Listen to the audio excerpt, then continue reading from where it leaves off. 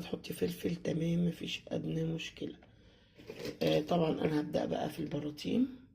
عندي واحد اهو، وادي واحد برضو بلاستيك ازاز اللي يريحك. انا دول المتاحين في عندي تاني بس عامله فيهم ليمون. هبدأ بقى اخلط كل ده كده ماشي، وابدأ املى البراطيم. وفي النص طبعا هحط العروق دي، او احط كده شويه في تحت، انزل بشويه تحت كده. المهم ان انا هغطي املاهم وارجع لكم تاني.